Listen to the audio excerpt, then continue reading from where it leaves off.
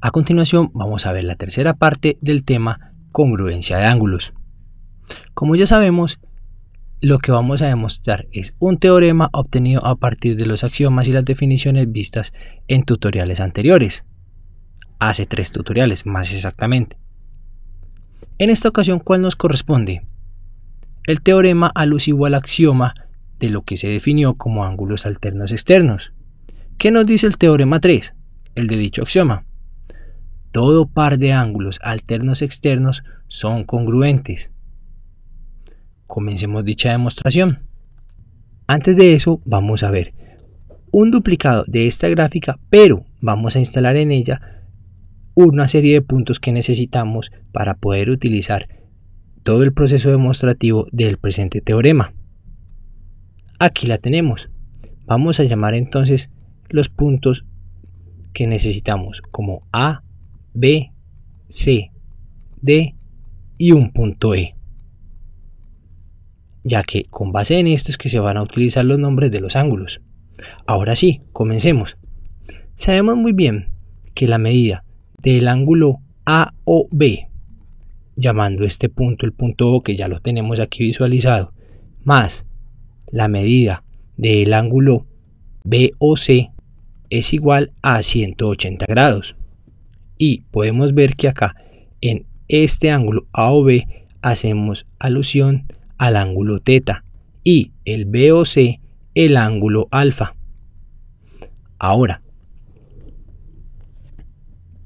vamos a necesitar en esta gráfica, en la segunda, formar un plano, hacer una construcción. ¿Alusiva a qué? En el plano que se forma a partir de la recta secante entre las rectas L1 y L2, tracemos esta línea imaginaria, la que nos va a comunicar cerca de los puntos A e.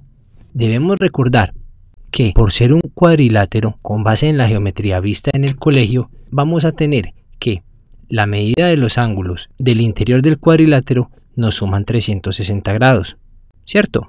Ahora, cuando son paralelas entre sí, en este caso AO paralela a EO' y AE paralela a O'O, entonces la suma de ángulos adyacentes es siempre igual a 180 grados. Por lo tanto, en este caso tenemos que la medida del ángulo AOD más la medida del ángulo EO'D es igual a 180 grados. Llamemos esta nuestra ecuación 2. Entonces, hagamos un despeje de la ecuación 2. Vamos a decir que la medida del ángulo AOD es igual a 180 grados menos la medida del ángulo EO'D. Llamemos esto nuestra ecuación 3.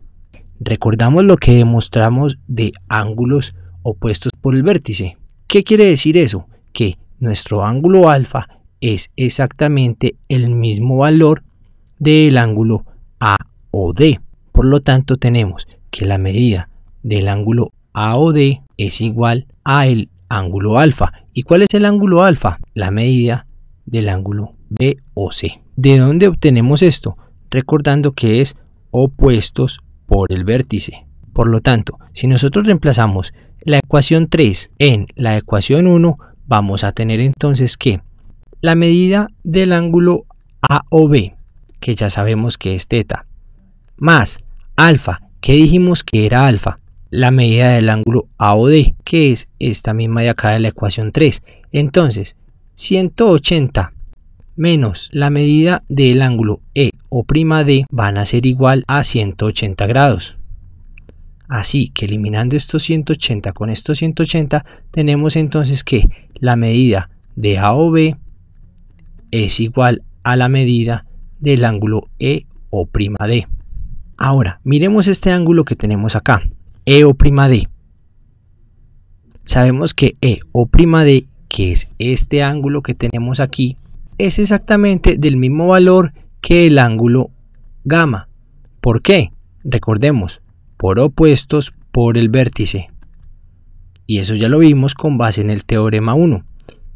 Llamando esta la ecuación 4 y esta la 5, vamos a reemplazar 5 en 4. Así que tenemos que la medida del ángulo AOB va a ser igual a gamma. ¿Cuál es el ángulo AOB? Recordemos, es teta.